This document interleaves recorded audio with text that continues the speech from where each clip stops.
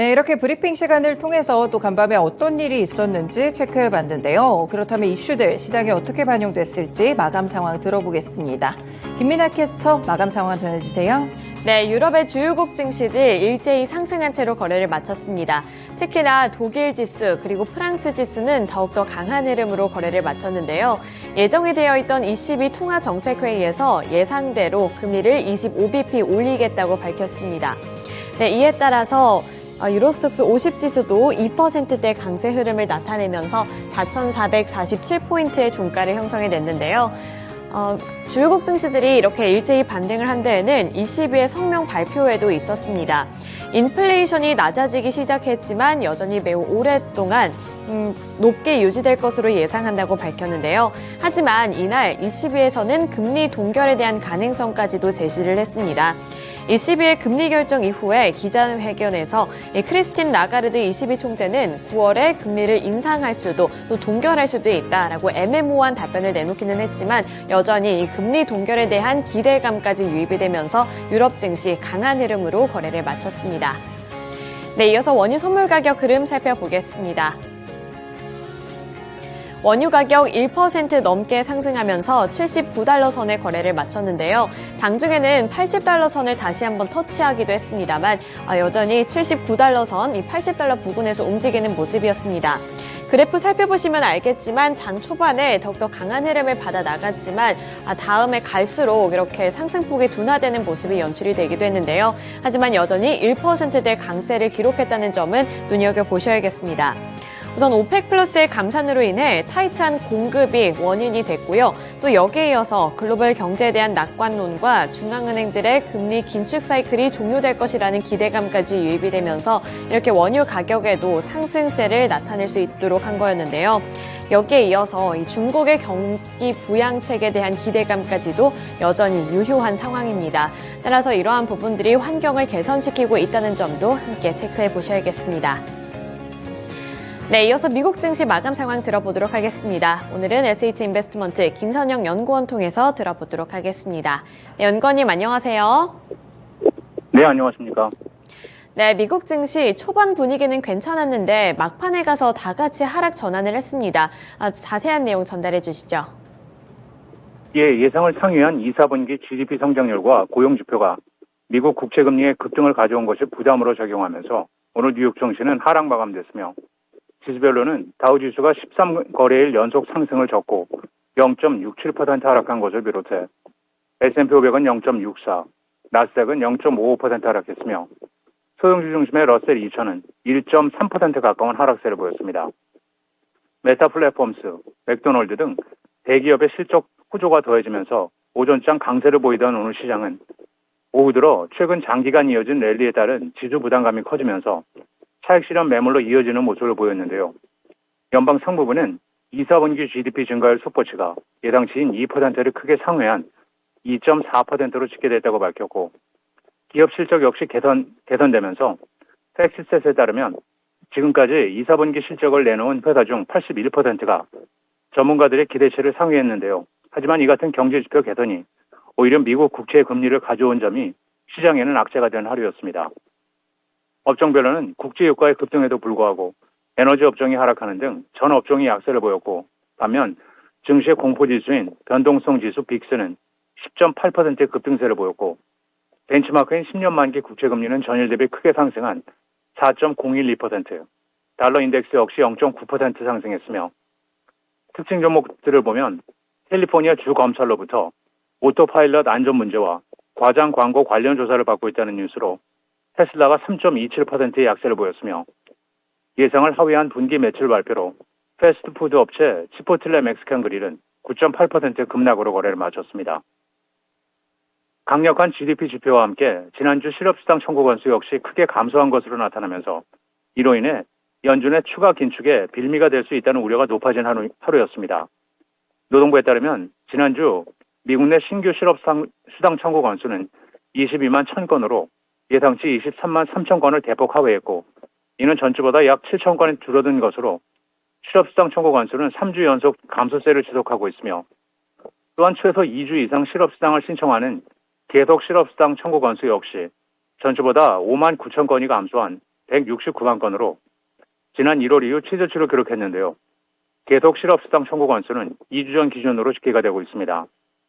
한편 지난달 미국의 실업률은 3.6%로 역대 최저 수준을 유지하고 있는 가운데 연준 관계자들은 인플레이션의 목표치인 2%를 달성하기 위해서는 실업률이 적어도 4% 이상이 되어야 한다는 입장을 고수하고 있으며 제롬 파웰 연준 의장 역시 어제 FOMC 직후 기자회견을 통해 각종 경제지표 개선 조짐에 대해 아직 낙관적이라는 표현을 쓰고 싶지 않다면서 신중한 태도를 보이며 추가 긴축에 대한 가능성을 열어둔 바 있습니다. 연방준비제도의 7월 금리 인상으로 인해 신용카드 이자 부담이 2조 원 넘게 증가할 것으로 예상됩니다. 연준이 기준금리를 0.25%포인트 올리면서 미국 가계의 대출 부담에도 상당한 압력이 발생하게 되고 금리 인상으로 예금 계좌 등의 금리는 오르겠지만 신용카드와 모기지, 자동차, 학자금 등 각종 가계 대출 금리도 연쇄 인상이 불가피하기 때문인데요. CNBC는 금융정보업체 뱅크레이트를 인용해 신용카드 소지자의 거의 절반이 매달 카드빚에 시달리고 있다면서 20% 이상으로 이미 사상 최고 수준인 신용카드 평균 이자율도 조만간 더 오를 것으로 전망하면서 이와 관련해 재정정보업체인 월렛허브는 이번 금리 인상으로 신용카드 사용자는 앞으로 1년 동안 17억 2천만 달러의 이자를 추가로 부담해야 한다고 추산했고 모기지로 새로운 주택을 구매하려는 이들은 현재 인플레이션에 연준의 금리 인상까지 더해지면서 구매력을 상당히 잃을 것이라고 전망하고 있습니다. CNBC는 또한 자동차 대출 이자는 대개 고정돼 있지만 기준금리가 상승할 경우 차량 가격이 따라 오르고 신규 대출 금리 역시 인상되기 때문에 자동차 구매 관련 대출 역시 금리 인상 여파를 피해갈 수 없을 것이며 연방 학자금 대출 금리 역시 고정돼 있지만 새로운 대출에 대해서는 이자를 더 부담해야 한다고 덧붙이고 있습니다. 구글이 마이크로소프트보다 인공지능 경쟁에서 유리하다는 전망이 제기된 가운데 오늘 알파벳이 0.1% 소폭 상승했던 반면 마이크로소프트는 2.09%의 약세를 보였습니다. 딥워터 자산운용의 진 먼스터 애널리스트는 최근 인터뷰를 통해 구글이 마이크로소프트보다 약 20년 먼저 검색 엔진을 운영해왔기 때문에 그간의 데이터들이 AI가 더 나은 결정을 내리도록 도움을 줄 것이라면서 구글의 광범위한 검색 데이터들이 더 나은 AI 서비스를 만들 것이라고 전망하면서 하지만 구글의 이점이 있다는 것이지 양사 간 밸류에이션의 차이 때문은 아니라면서 구글의 영업이익이 내년까지 약 18% 정도 추가로 늘어날 수 있다고 예상하며 지금의 제품들에게서 나타나지는 않지만 향후 AI를 제품들과 접목한다면 더 나은 광고 매출을 거둘 수 있을 것으로 예측했습니다. 마지막으로 내일은 연방준비제도가 주목하는 연방상무부의 7월 PCE 물가지수가 발표되며 시장 예상은 전달 대비 0.2%의 상승이며 이어 노동부의 2, 4분기 노동비용, 미시간 대학의 7월 소비자 태도지수가 이어지고 다우지수의 구성 종목인 프록터앤갬블, 쉐브론을 시작으로 엑선모빌, 차터 커뮤니케이션스, 콜게이트 파몰리브, 처치앤드화이트, 아스트라제네카, 사노피 SA, 티로 프라이스, 뉴웰 브랜스, 센틴코프, 부스 알렌 해밀턴, 그리고 위즈덤 트리가 지난 분기 실적을 발표합니다. 네, 이렇게 미국 증시 마감 상황까지 함께 들어봤습니다. 오늘 말씀 고맙습니다. 네, 감사합니다. 네, 유럽 증시에 이어서 미국 증시 마감 상황까지 함께 들어봤고요. 이어서 전일장 국내 증시는 어떻게 마감을 지었을지 함께 살펴보도록 하겠습니다. 전일 코스피 지수 하루 만에 반등에 성공했습니다. 외국인과 기관 투자자들의 매수세가 다시 한번 들어오면서 2,600포인트 선을 회복했는데요. 결국에 종가는 2,603포인트에 형성을 했습니다. 업종별로 더 자세하게 보면서 어떠한 흐름이 이어졌는지 살펴보도록 하죠. 네, 전기전자 섹터 살펴보시면 2차전지 셋업체들 모두 다 급락을 했는데 그동안 지지부진했던 반도체주들이 다시 한번 고개를 들었습니다. 삼성전자가 2.72%의 강세를 기록했고요. SK하이닉스는 정말 오랜만에 더욱더 큰 탄력을 받았습니다. SK하이닉스 9%대 상승률을 기록하면서 9.73% 오른 12만 4천 원을 기록했는데요.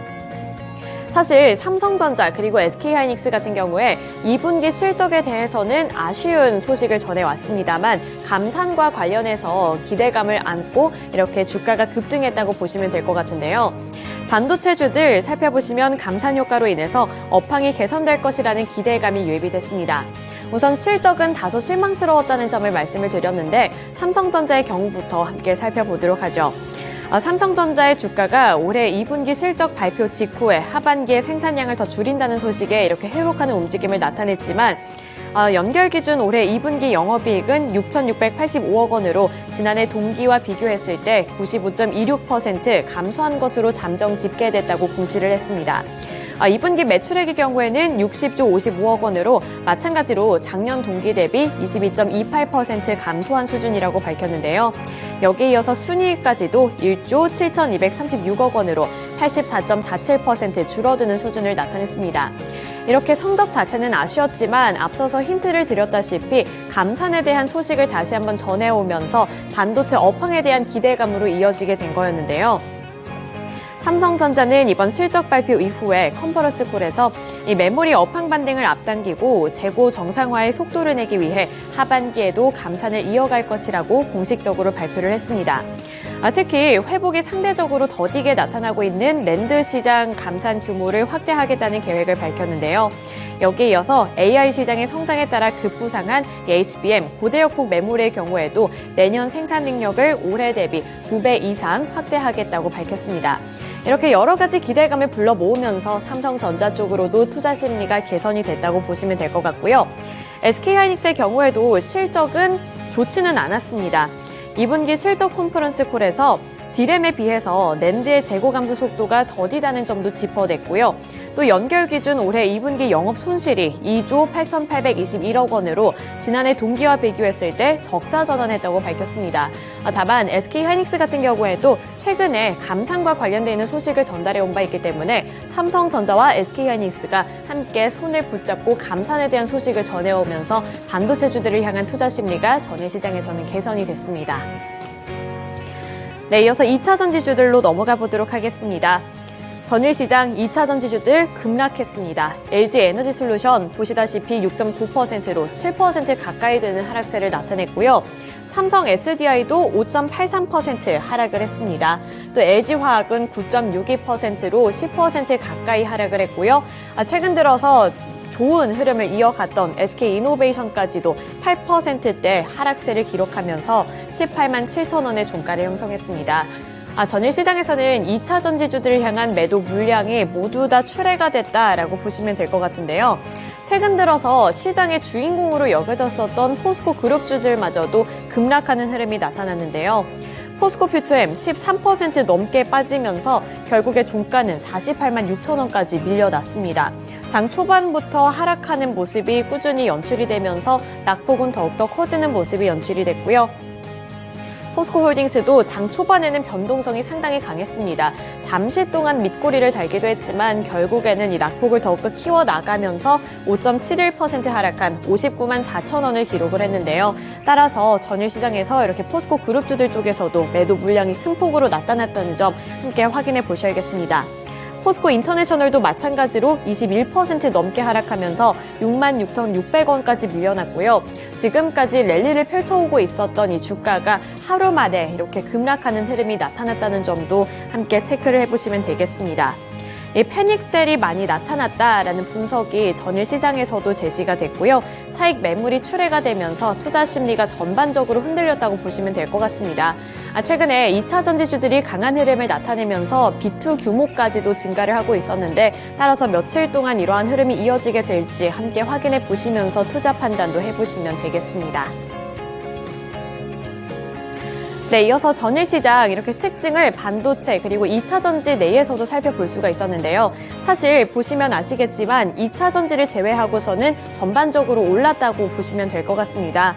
여기서 특이점은 네이버와 카카오도 함께 강한 흐름을 나타냈다는 점이었는데요. 네이버가 6.98% 올랐고요. 21만 1,500원의 종가를 형성했습니다. 그리고 주가의 흐름도 상대적으로 굉장히 견조한 흐름이 나타났는데요. 장 초반부터 마감대까지 꾸준히 상승폭을 확대해 나갔습니다. 또 카카오의 경우에도 5.86% 상승한 5만 600원의 종가를 기록했고요. 마찬가지로 장 초반에 급등을 한 이후부터는 견조한 주가 흐름을 나타냈다는 점도 함께 확인을 해보시면 도움이 되지 않을까 싶습니다. 네, 이어서 화장품주들 살펴보겠습니다. 이번에 또 오랜만에 화장품주들이 빨간불을 켜내는데요. 대표적인 화장품주들 주가부터 함께 살펴보도록 하겠습니다. 우선 LG 생활건강 9%대 상승폭을 키워나갔고요. 9.76% 상승한 45만 5,500원의 종가를 기록했습니다. 장 초반부터 마감때까지 급등하는 양상을 나타내면서 꾸준히 상승폭을 키워나갔고요. 아모레퍼시픽도 14%대로 강세를 기록했습니다. 14.04% 상승한 11만 1,300원의 종가를 형성했는데요. 사실 LG 생활건강 그리고 아모레퍼시픽 이 중국의 영향을 많이 받으면서 타격을 받기도 했던 종목이었습니다. 그리고 중국의 영향이 아직까지도 그렇게 가시적인 성과를 내고 있지 못하기 때문에 실적과 관련해서도 그렇게 호재 소식이 전달되지는 않았는데요. 우선 LG 생활건강 같은 경우에는 올해 2분기 매출액의 경우 전년 동기 대비 3% 감소할 것으로 봤고요.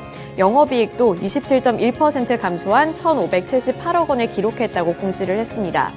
아모레퍼시픽의 경우에는 매출은 9,454억 원으로 0.4%가량 증가했지만 이 상승폭이 굉장히 적었다고 보시면 될 것 같고요.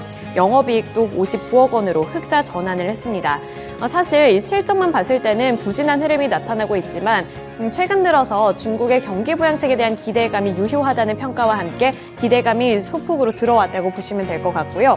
또 그보다도 과대 낙폭이라는 분석과 함께 이렇게 중국 소비주들 중에서도 화장품주들이 강세 흐름을 나타냈습니다.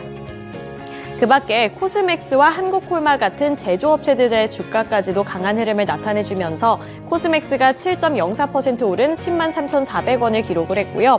한국콜마도 5.94% 오른 47,250원을 터치했습니다. 네, 이어서 코스닥 시장으로 넘어가 보겠습니다. 코스닥 지수는 이틀 연속으로 하락세를 나타냈는데요.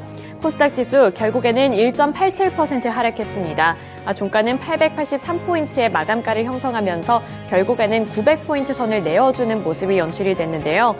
여기서 수급적인 특징은 외국인과 기관 그리고 금융투자형 매수 물량은 들어왔는데 개인 투자자들이 매도 물량을 출회하면서 결국에 지수가 1%대 약세를 나타냈다는 점이었습니다. 우선 2차 전지주들 살펴보도록 할 텐데요. 에코프로와 에코프로 BM 급락했습니다. 두 자릿수대 하락률을 나타내면서 굉장히 아쉬운 모습을 나타냈는데요. 에코프로가 19.79% 하락한 98만 5천 원을 기록하면서 정말 급락하는 모습이 연출이 됐습니다. 또 에코프로 BM도 17.25% 하락한 37만 6,500원을 기록하면서 거의 제자리를 찾은 것 아니냐라는 평가까지도 함께 나오고 있고요. LNF 9.13% 하락한 23만 9천 원을 기록했습니다. 코스피에서와 마찬가지로 장 초반부터 마감때까지 이렇게 낙폭을 키워나가는 모습이 연출이 됐는데 마찬가지로 차익 매물 그리고 B2의 영향도 있다는 점 함께 체크를 해보시면 되겠고요. 마지막으로 반도체주들 살펴보겠습니다.